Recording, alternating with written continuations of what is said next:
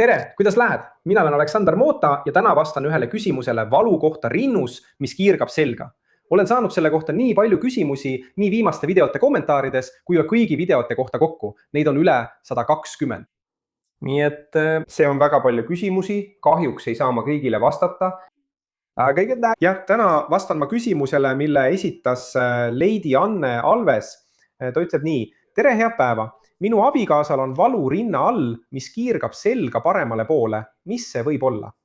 Nii, Lady Anne, asi on selles, on lugematu arv asju, mis võivad seda valu põhjustada või sellele kaasa aidata.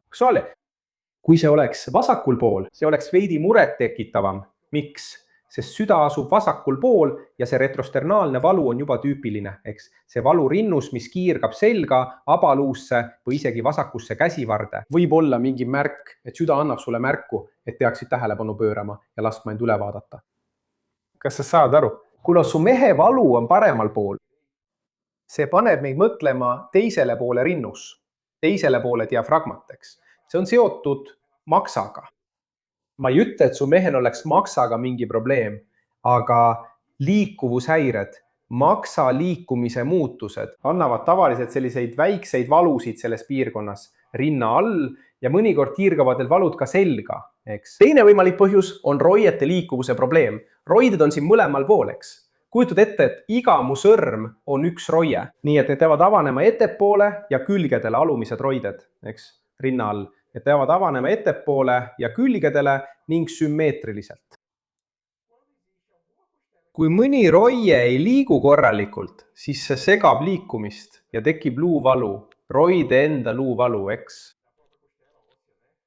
Lihasvalu või mõnikord isegi mõni närv, mis jääb kinni või surutakse kokku, tekitab selle väikese valu, mis häirib.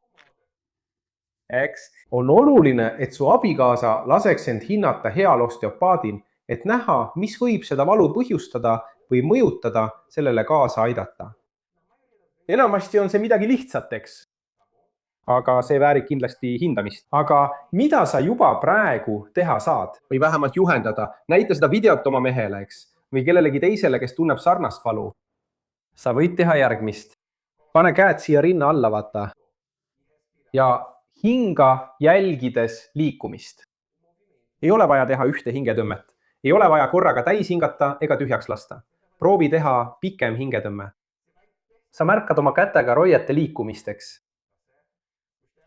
Ribid peaksid tõusma, nagu ma ütlesin, ettepoole ja külgedele sümmeetriliselt. See tähendab, et mõlemad pooles liiguvad ühtemoodi. Kui parem pool ei avane, ehk kui su mees hingab ja teeb nii, vaata avaneb ainult üks pool, siis on see märk, et need ribid vajavad rohkem liikumist.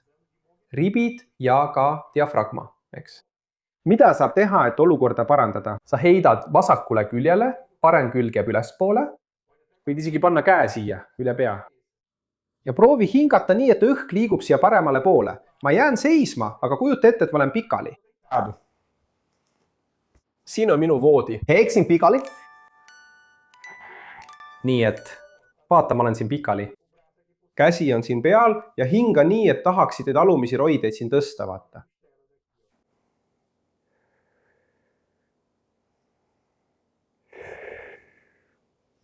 Ja pea meeles, et need on pikad hingetõmbed, eks. Peaaegu kukutasin kaamera ümber. Vaeni telefon. Need on pikad hingetõmbed. Nii et sa hingad sisse just nii.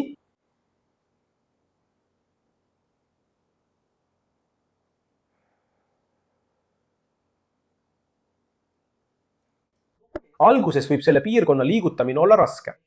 Aga proovi edasi, see pole jõu küsimus, vaid oskuse küsimus.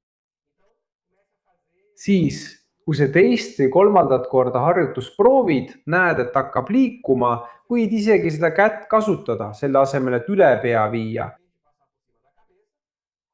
Pane see lihtsalt siia ribide peale puhkama. Nii, saad sa paremini tunda ribide liikumist. Tee seda paar korda päevas, umbes 3 korda. 3-4 minutit on täiesti piisav, et taastada ribide sümmeetrine liikuvus. Ja kui ribid liiguvad sümmeetriliselt, see tähendab, et lisaks sellele, et ribid ise liiguvad, töötab ka diafragma paremini ning elundid, mis on otse diafragmaga seotud, eriti maks paremal ja magu vasakul, on hea ja rahuldava liikuvusega. kas sobib? Ma loodan, et sain su abikaasat aidata ja igaüks, kes tunneb seda valu roietes, neid valusid või seljavalu, mis kiirgab, eks ole, mis järgivad roide joont, aga pea meeles, et on oluline lasta end hinnata, eks ole, sest sageli võivad need valud kiirguda mõnedest teistest probleemidest. nii et ma lõpetan siin. Suur kallistus ja järgmise korrani. Subitšiitrich.